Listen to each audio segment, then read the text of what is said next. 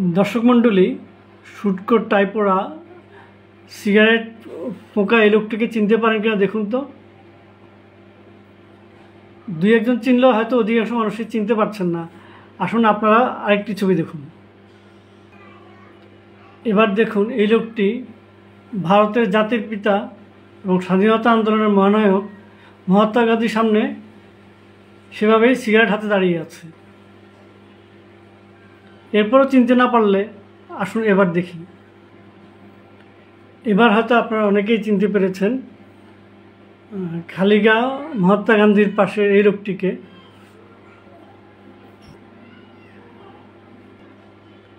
হ্যাঁ, এবার নিশ্চয়ই চিনতে ভুল করেননি। অনেকে চেহারা না চিনলেও টুপি দেখেই বুঝতে পেরেছেন ইনি মুসলিম পাকিস্তানের জাতির পিতা কায়েদে আজম মোহাম্মদ আলী জিন্নাহ। যখন বাংলাদেশ পাকিস্তানের সাথে ছিল তখন অনেক বাঙালি তার কবরে যে মুতে আসতো, কিন্তু কেন? আসুন সেই আলোচনা। আমার বাবা চাকরি সূত্রে পাকিস্তানের করাচিতে ছিলেন কিছুদিন। তিনি বলেছেন বাঙালিরা জিন্নাহর কবরে যেত এবং এরকম মোনাজাত করার ভঙ্গিতে জিন্নাহর কবরের পাশে বসে মুতে দিত। যেভাবে এখন হাজিরা হজ করতে গেলে মহানবী রাসূল সাল্লাল্লাহু আলাইহি ওয়াসাল্লামকে ভয়ানক কষ্ট দেয়া আবু জেহালের বা আবু জাহেলের কবরে পায়খানা করে, যেটা এখন পায়খানা হিসাবে ব্যবহৃত হচ্ছে, তেমনি বাঙালিরা জিন্নাহর কবরে প্রস্রাব করেছে। কারণ এই জিন্নাহর আহ্বানেই বাংলাদেশের মানুষ ভোট দিয়ে পাকিস্তান করেছিল। এই পুরো ভারত মহাদেশের মধ্যে বাংলাদেশের লোকজনই বেশি সংখ্যক ভোট দিয়েছিল পাকিস্তান কায়েম করার জন্য। কিন্তু দেখা গেল যখন পাকিস্তান হলো তখন আমরাই সবচেয়ে বেশি বঞ্চনা শিকার হয়েছি একদম শুরু থেকেই। 1947 সালের 14 আগস্ট পাকিস্তান স্বাধীন হয় এবং নভেম্বরের মাঝামাঝি সময়ে পাকিস্তান সশস্ত্র বাহিনীর জন্য 2.5 লাখ লোক নেয়ার বিজ্ঞপ্তি ঘোষণা করা হয়। সেখানে দেখা গেল তার মধ্যে 2 লাখ পাঞ্জাবি নেওয়া হবে এবং 50,000 পাঠান নেওয়া হবে, কিন্তু বাংলাদেশের বাঙালিদের মানুষের জন্য কোনো ব্যবস্থা ছিল না। এই নিয়োগ বিজ্ঞপ্তি দেখার পর সারা দেশের মানুষ ক্ষুব্ধ হয়ে ওঠে, কারণ এই বাংলাদেশের বহু মানুষ কিন্তু ব্রিটিশ সশস্ত্র বাহিনীতে ছিল। আমার নানা ঐতিহাসিক আগরতলা ষড়যন্ত্র মামলার 7 নম্বর আসামি ও বীর মুক্তিযোদ্ধা তার মফিজুল্লাহ ব্রিটিশ পদাতিক বাহিনীতে ছিলেন এবং দ্বিতীয় বিশ্বযুদ্ধে অংশগ্রহণ করেন। এই খবর দেখে তিনি ফেনীতে মরহুম এমপি খাজা আহমেদের বাড়িতে সশস্ত্র বাহিনীর প্রাক্তন সৈনিকদের নিয়ে একটি বৈঠক করেন এবং তারা সিদ্ধান্ত নেন তারা একটি জনসভা করবেন। এই সিদ্ধান্ত অনুযায়ী ফেনীর মিজান ময়দানে একটি জনসভার আহ্বান করেন। সেখানে প্রচুর জনসাধারণ সহ প্রাক্তন সৈনিক সংস্থার অসংখ্য সৈনিক উপস্থিত ছিলেন এবং তারা একটি সিদ্ধান্ত ঘোষণা করে যে এই পূর্ব পাকিস্তান বা বাংলা অঞ্চল থেকে কমপক্ষে 54 জন সৈনিক নিতে হবে এবং পাঞ্জাব এবং বেলুচ রেজিমেন্টের মতো আলাদা বেঙ্গল রেজিমেন্ট গঠন করতে হবে। এবং সেই সিদ্ধান্ত ওনারা টেলিগ্রামের মাধ্যমে তৎকালীন গভর্নর জেনারেল এই কায়েদে আজম মোহাম্মদ আলী জিন্নাহর কাছে পাঠান।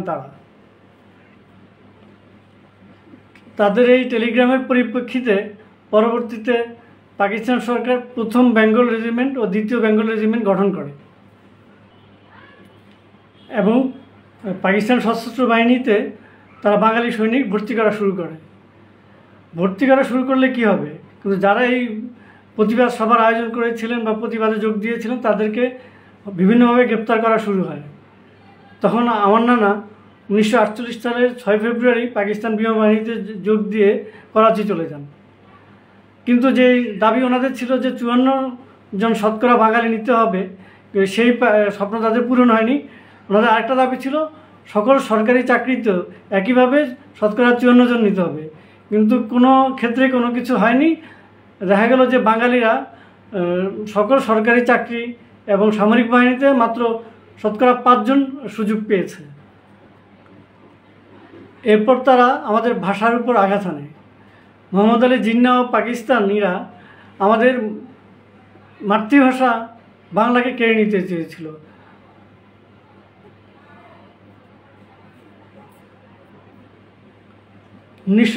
সালের মার্চে জিন্নাহ ঢাকায় এলেন।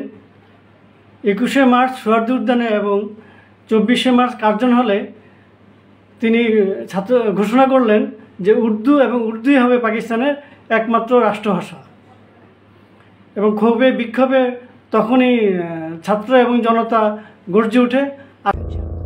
গাল ভাঙা, মুখের চোয়াল বেঢপভাবে দৃশ্যমান। তখন আধখানা ফুসফুস নিয়ে তিনি ঘোষণা করলেন, উর্দুই হবে পাকিস্তানের একমাত্র রাষ্ট্রভাষা। State language of Pakistan is going to be Urdu and no other language. দর্শক মণ্ডলী, দেখুন জিন্নাহর কবরের এপিটাফ বা সমাধিলিপি। এখানে স্পষ্ট করে বাংলায় লেখা আছে, জন্ম 25শে ডিসেম্বর 1876 এবং মৃত্যু 11ই সেপ্টেম্বর 1948। এবং তার উপরে আরবি বা হিজরি সন দেওয়া আছে।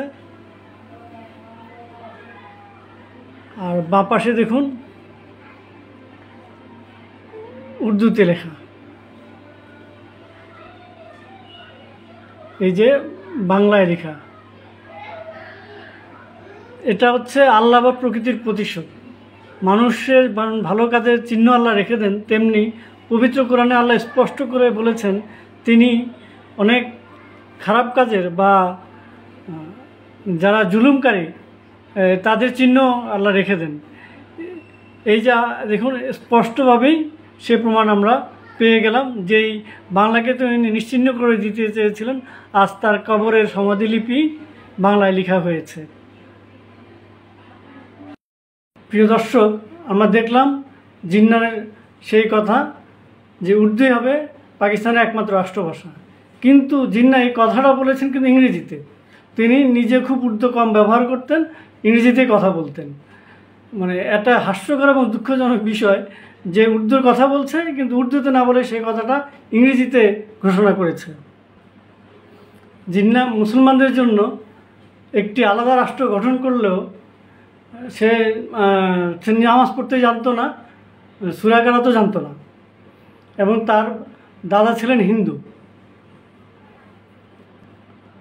তার দাদার নাম ছিল প্রেমজি ভাই ঠক্কর। তিনি গুজরাটে বসবাস করতেন। তারা উচ্চবংশীয় হিন্দু ছিলেন, কিন্তু এই ঠক্করের ব্যবসা ছিল মাছ ব্যবসা এবং সে মাছ ধরতে খুব পছন্দ করত। এই কারণে সে উঁচু বর্ণের লোক হয়ে নিচু বর্ণের কাজ করার কারণে তারকে সমাজচ্যুত করা হয় এবং সে পরবর্তী সে রাগে ক্ষোভে দুঃখে ইসলাম ধর্ম গ্রহণ করেন এবং শিয়া মুসলিম হন। এবং জিন্নাহর বাবার নাম ছিল পুঞ্জুভাই জিন্নাহ খোজা। মাওলানা আবুল কালাম আজাদ ছিলেন কংগ্রেসের একসময় সভাপতি। একদিন সবার মাঝখানে নামাজের বিরতি দিলেন তিনি মাওলানা শওকত আলী সহ নামাজে যাবেন, কিন্তু তারা দেখলেন যে বাইরে দাঁড়িয়ে জিন্নাহ সিগারেট ফুঁকছে। আপনার প্রথম যে ছবিটা দেখলেন ঠিক সেভাবে। তখন মাওলানা আবুল কালাম আজাদ বললেন, জিন্নাহ তুমি নামাজ পড়বে না? তখন উনি বললেন যে আমি তো নামাজ পড়তে জানি না। বললো যে ঠিক আছে, তোমার জানতে হবে না, তুমি উজু করে আসো, আমরা যেভাবে করি তুমি সেভাবেই করবা, তাহলেই হয়ে যাবে নামাজ। তখন জিন্নাহ ওনাদের সাথে নামাজে গেলেন, কিন্তু যখন রুকু করলেন সব ঠিক আছে, অন্যান্য হাত বাড়লেন, আল্লাহু আকবার করলেন, তাকবীর করলেন, কিন্তু যখন সিজদায় গেলেন তখন তার দেখা যাচ্ছে না। তখন উনি পিছন থেকে বলতে শুরু করলেন, হোয়াট নেক্সট, মানে এরপরে কি করব।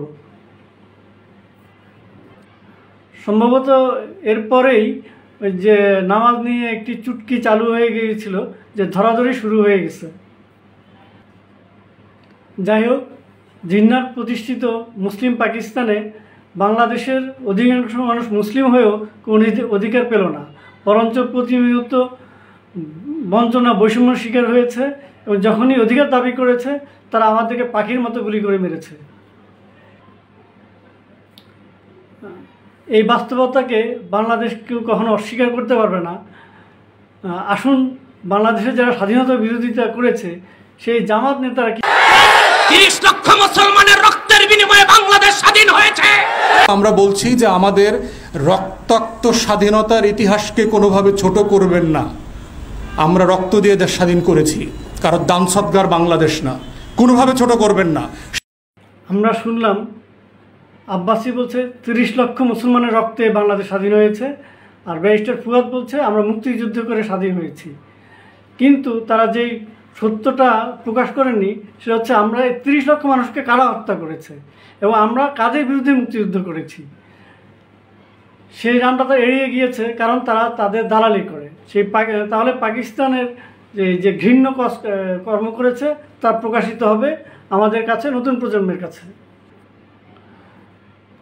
পাকিস্তানিরা যে গণহত্যা এবং নির্যাতন চালিয়েছিল তা পৃথিবীর ইতিহাসে বিরল। পূর্ণপরিভাবে একটি মানবিক মূল্যবোধ সম্পন্ন সমাজ তৈরি না হলে হয়তো ধর্ষণটা আরও অনেক অনেক বছর চালু থাকবে পৃথিবীতে। এই অপরাধ পৃথিবীতে হয়ে আসছে, হয়তো সামনে হবে, কিন্তু পাকিস্তানের যে বর্বরভাবে এই অপরাধটি করেছে তা আজ পর্যন্ত পৃথিবীর কোথাও ঘটেনি। তারা শুধু কাউকে ধর্ষণই করেনি, পাকিস্তানি ক্যাম্পগুলো থেকে যেসব মেয়েকে জীবিত অথবা মৃত পাওয়া গিয়েছে তাদেরকে নগ্ন অবস্থায় পাওয়া গেছে, এবং তাদের বুক এবং কোমরের নিচের কোনো অংশ অক্ষত ছিল না, বেয়নেট দিয়ে সেগুলি রক্তাক্ত এবং ক্ষত বিক্ষত করা ছিল। এই বর্বর পাকিস্তানিরা এটা করেছে, যারা আজ পর্যন্ত পৃথিবীতে এই ধরনের ঘটনা ঘটেনি। আমাদের উপর এই ভয়াবহ এবং অকথ্য নির্যাতন চালানোর জন্যই পাকিস্তানিদের বা জিন্নার কবরে বাঙালি মুতে আসত, এবং এই কারণেই বাংলাদেশের জিন্না তো দূরের কথা, কোনো পাকিস্তানের নামে এদেশে কোনো প্রতিষ্ঠান তৈরি হবে না, বাংলাদেশের মানুষ কখনো তা মেনে নেবে না। আজ এই পর্যন্তই, আবার দেখা হবে অন্য কোনো ভিডিওতে। খোদা হাফেজ। জয় বাংলা, জয় বঙ্গবন্ধু।